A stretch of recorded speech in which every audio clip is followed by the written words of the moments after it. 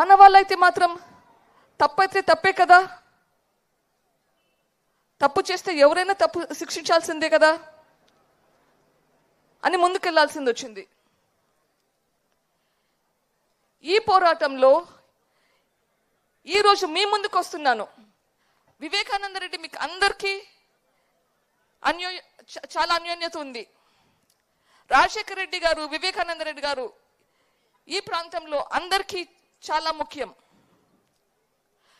ఆయన చనిపోతే అది మా సొంత విషయం కాదు, అది మన ప్రజల విషయం. మన ప్రజలకి లా అండ్ ఆర్డర్, శాంతి భద్రతలు కలిగించేలా ఉండాలి. ఇట్లా వివేకానంద రెడ్డి గారికి అయితే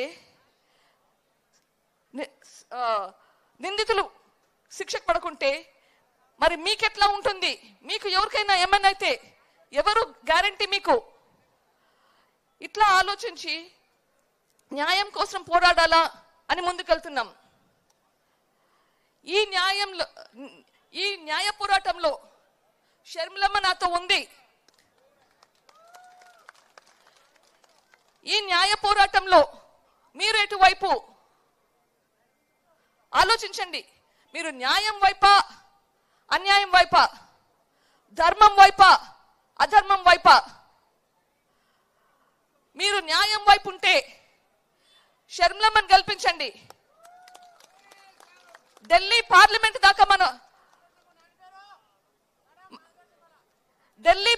దాకా వైఎస్ వివేకానంద రెడ్డి హత్య గురించి తీసుకెళ్తాది, ప్రశ్నిస్తుంది, మన కోసం పోరాడుతుంది.